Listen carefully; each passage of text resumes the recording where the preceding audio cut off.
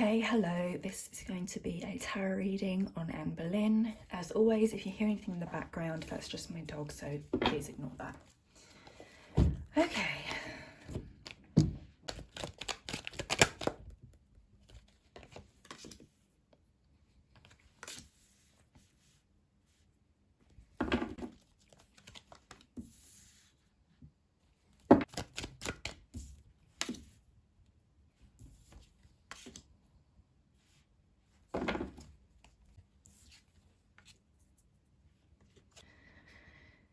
Well, first things first, she was extremely impulsive, especially in love, in relationships. I don't feel like this is surprising news if you know anything about her. And she didn't move on easily from people. When she had attachments, when she had feelings, and not just in the romantic sense, when she had just attachments to people and she cared for people, I don't feel like she was the type of person that was just like, oh, cut them loose, I'm moving on, they're in the past. You know, she wasn't really that type of person. I'm not feeling that from here. She was kind of like, she was pretty loyal, to be honest, to the people that she cared about.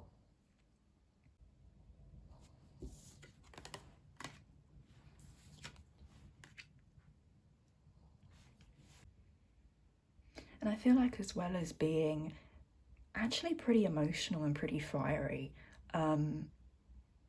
I feel like she inspired strong feelings in others as well.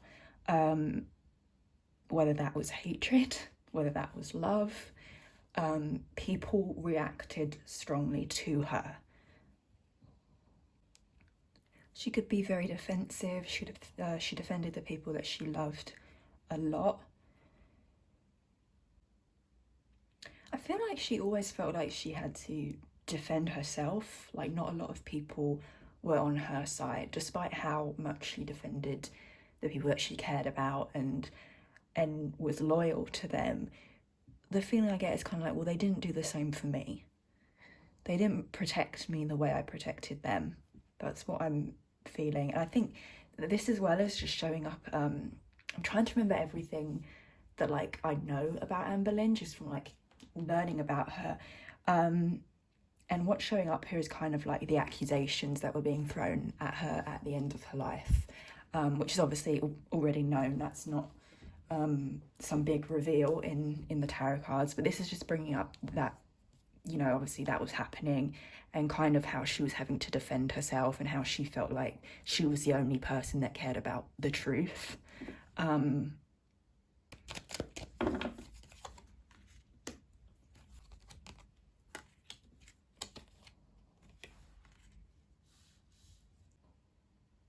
I was going to pull separate cards to look into her relationship, and I still might, but this is already showing up here. Yeah, she was way too impulsive in life. She needed to think things through a bit more, because she just acted, and obviously we know how everything ended for her, because of the actions that happened at the time. I don't feel this like overwhelming obsession and desire to be queen. I see a little bit of like, oh, wouldn't that be cool? Wouldn't that be great if, you know, that kind of feeling. But I don't see that being her like main goal, or like her end goal is like, that's just why she married Henry VIII, because she just desperately wanted to be queen. I don't actually see that. I do see her just wanting a family and actually genuinely loving him, catching feelings too quickly for him, and wanting to be married to him and to be with him more than she wanted to be queen. Like, yeah, it was a cool thing, obviously. She was interested in that, but that wasn't like her end goal. She actually genuinely wanted to get married, and she kind of felt like it was him and her against the world. There's some sort of thing about how she kind of felt like getting married would save her in a way. Like, she kind of viewed him as the person that would help her and save her. I don't know what her family life was like. I know she had like a brother and a sister and her parents, but I don't know whether it was like a happy family or like what her life was like before she got married to him. But there's something about how she felt like marriage would save her from the environment that she was in, whether that is her actual family or maybe it was, I know she was, I think, a lady in waiting, so maybe it was the environment that she was in. Maybe she didn't enjoy that position, maybe she was not well treated, but whatever it was, there's this thing of marriage will save me, marriage will help me.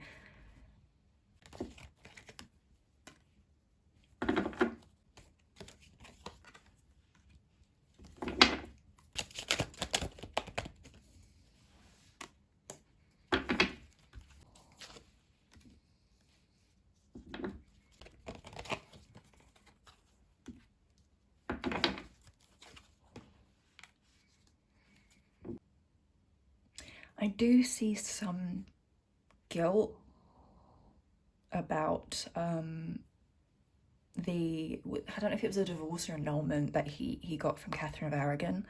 I think he tried to claim that like she'd already consummated her marriage to his brother before she married him, and like she'd lied so he could get an annulment or something. I can't remember whether it was annulment or divorce, but either way, I feel like Anne Boleyn did feel some guilt about that.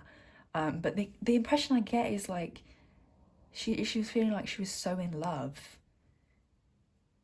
that even though she felt guilty and she kind of felt like she knew it was wrong, it's like, oh, I was just so in love. Like, that's what I'm hearing. She didn't expect to fall in love. She didn't expect the relationship to happen at all. I don't feel like she intentionally went to court trying to marry him and become the new queen. I don't feel like that happened. I feel like it was just something that happened, is what I'm hearing. It wasn't malicious. Because the cards keep talking about her marriage and her feelings so much, I'm just gonna reshuffle and look at her marriage a bit more in depth.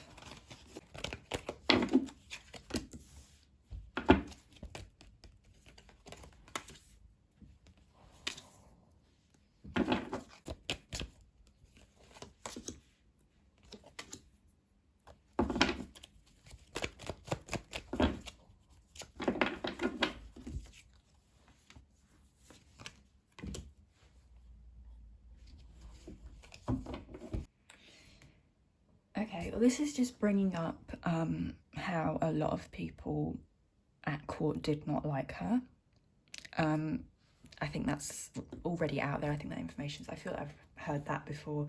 But yeah, this is just confirming that a lot of people at court didn't like her. She tried to make them like her, but there was no way she could have done that.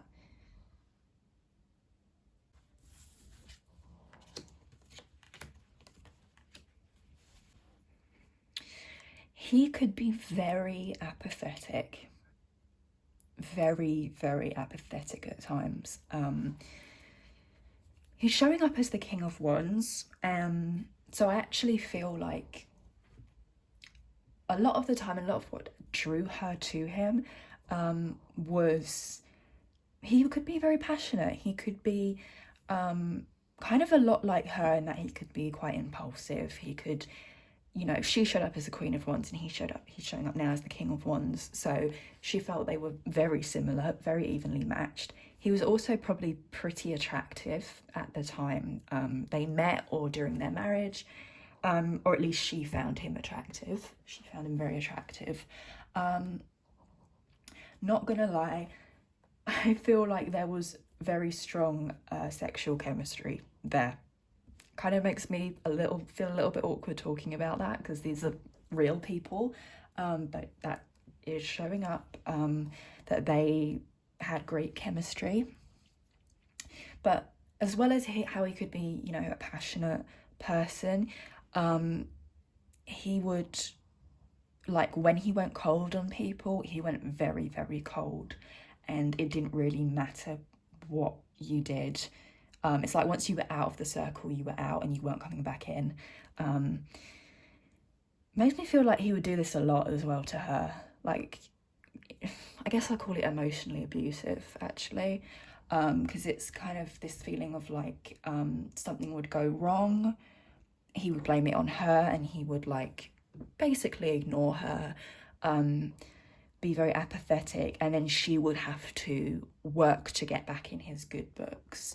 But there wasn't like unconditional love here. It was like she always had to work to get any love from him, any care. And she was alone a lot of the time. Like, yeah, he could be very generous with money and gifts. Like, I feel like she got everything she wanted when it came to material things. I see him being actually relatively generous towards her, in that way, you know, jewels, clothes, all that sort of thing. But when it came to the emotions, the feeling side of things, she didn't really get that kind of attention. Yeah, she was kind of left on her own a lot, and I'm just kind of seeing her being like surrounded by possessions, but being alone and not having him with her. Like, she had the money, she had everything like that, but she actually wanted him. And I don't feel like he was extremely emotional towards her, really towards anyone. I mean, he had a temper. He when it comes to emotions, I feel like he was specifically quite passionate with his anger. But yeah, he doesn't feel very emotionally deep. Like, I'm not seeing a very loving person. I mean, obviously he, you know, we know what he did to his wives. So is it really that surprising that he wasn't deeply in love in that sort of way? And he saw her as someone who could have his children as well. That was a big part of their relationship.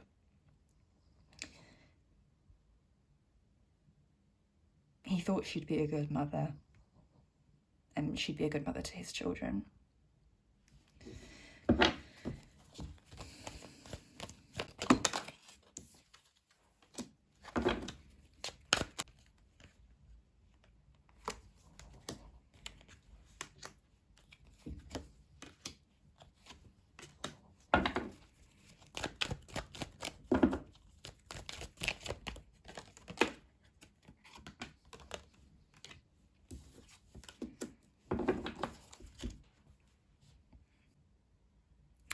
She hoped he would be better to her than he had been to Catherine of Aragon, and then it was a massive disappointment when he wasn't any better to her. I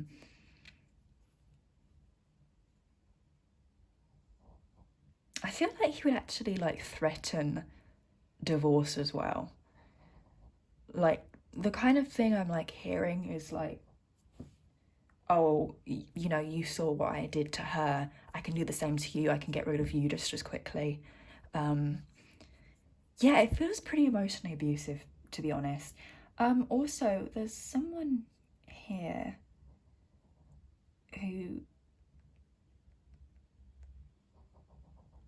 I don't know why this is coming up when I'm asking about her relationship with Henry VIII and what she thought of him. But there's actually another man showing up here. King of Cups. He has like fatherly energy for some reason. He has fatherly energy, and he was relatively well liked, whoever this guy was. I don't know enough about history and about like who was in the court at the time to identify who this guy was. But he was pretty well liked. And for some reason, he just would like gossip about her all the time and basically turn people against her. I feel like this was one of Henry VIII's advisors, or someone very close to him, who like had his ear, who would constantly say bad stuff about Anne. Specifically as well that she was like sleeping around. I know those accusations were around, and that's part of why she got imprisoned in the Tower of London. But yeah, I don't know who this guy is or why he's showing up when I'm asking about her feelings towards Henry and her marriage, but he's just popped up. Yeah, it's, you know, I'm actually surprised here because I'm seeing her as a very loving person. And I'm going to be honest, I had my own like preconceived ideas about her going into this reading because, you know, a lot of people have talked about her being like, oh, the seductress, the this, the that, you know, the super intelligent woman who did what she had to become queen and manipulated people. You know, there were all these sorts of things. But I'm not seeing that. I mean, I'm just kind of seeing that she was very, very in love. And she was a loving person. She wasn't a bad person. Okay, there were 3 people. So what's going on? This King of Cups was one of them, but there were 3 people who constantly put her down and tried to turn people against her. I don't know if they were the reason, like, they were the ones who kind of pushed to get her imprisoned before she was executed, or if these were just people in court who specifically turned, like, the public or the rest of the court against her. But there's 3 people. The King of Cups is one of them. I don't know who the other 2 are. But they were specifically against her and trying to ruin her.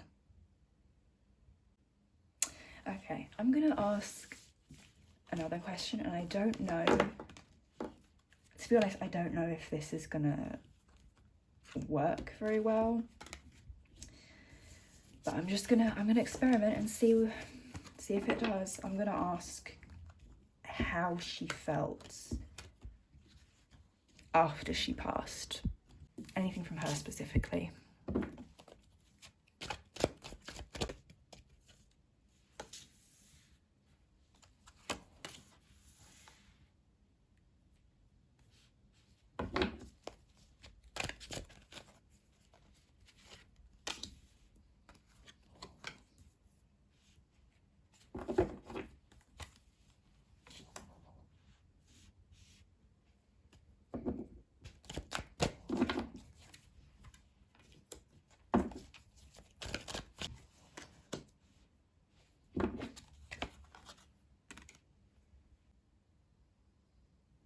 So here is once again Henry VIII popping out, King of Wands. This is just bringing up that he was too controlling, which is not a shock. Also, there's like this the way I'm being shown the marriage from this point of view is that it was like an exchange. That's what I'm feeling. It was almost like a contract in a way. Like, I feel like if this was done in modern day times, she would have had to sign a contract. It feels like an exchange in return for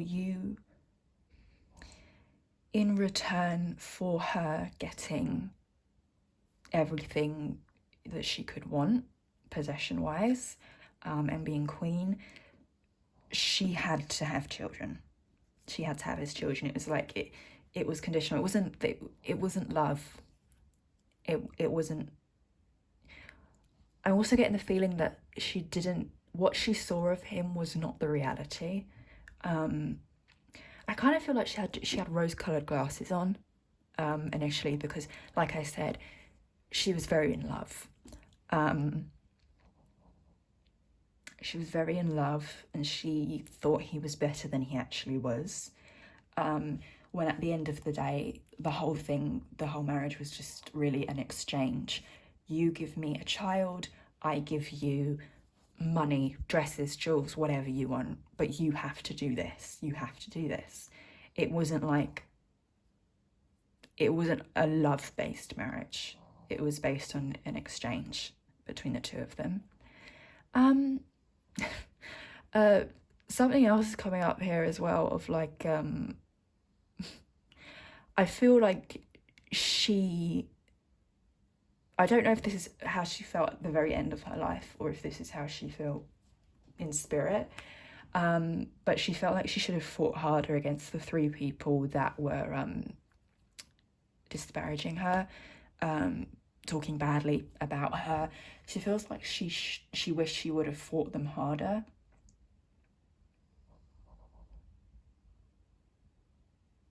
I feel like that's almost a grudge that she held right up until her execution against 3 people specifically that she hated and that she wished she could have fought them harder.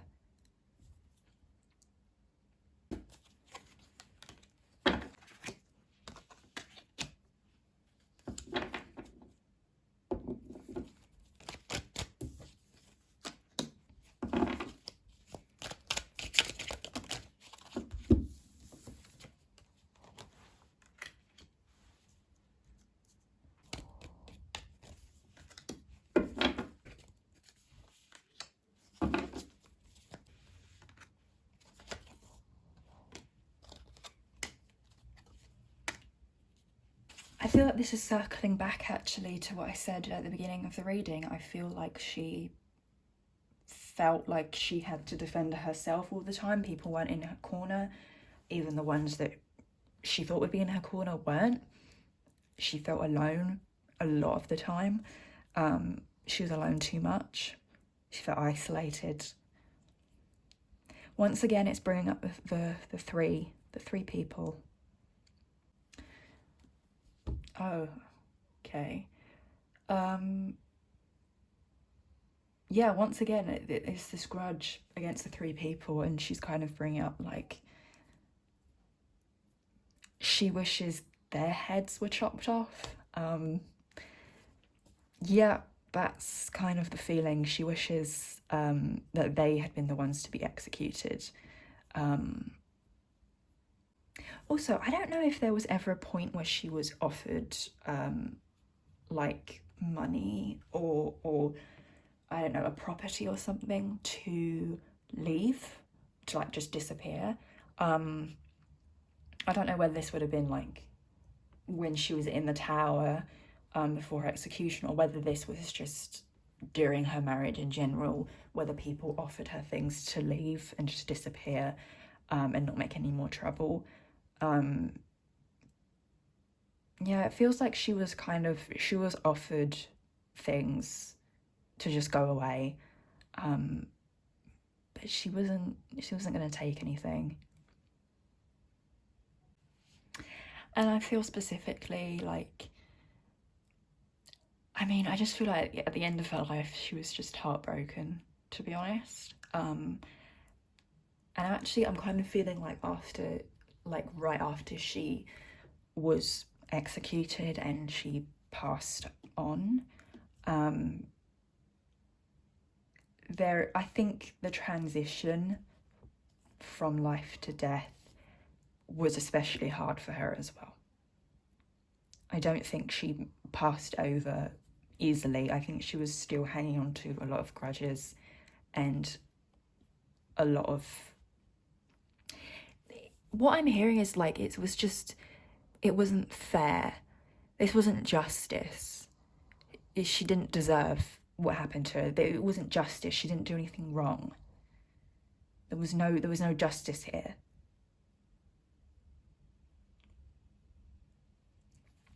And the only other thing I see showing up here is her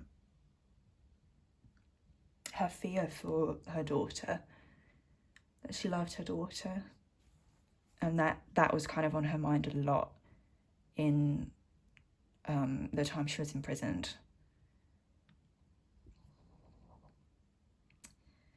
I don't know if she really thought it was ever going to get as far as her being executed.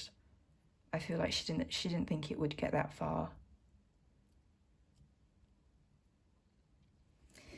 Okay, let me just pull a few more cards just to end this reading, because this has gone on for a while.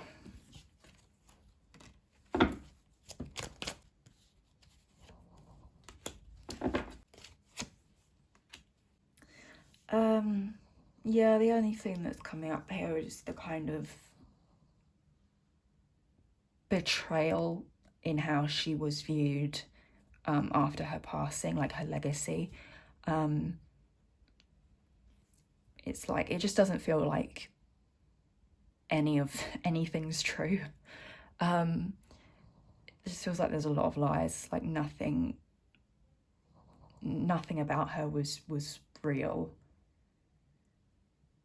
People just lied, and there was just constant gossip about her, and different stories that didn't happen were just passed between people and treated as fact. I mean, overall in this reading, I kind of just saw her as being an impulsive, passionate, loving person. That's not to say that she didn't make mistakes, didn't do bad things in life. But I don't feel that she was evil or anything like that.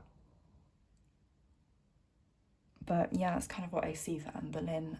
So thank you for watching, and that is it.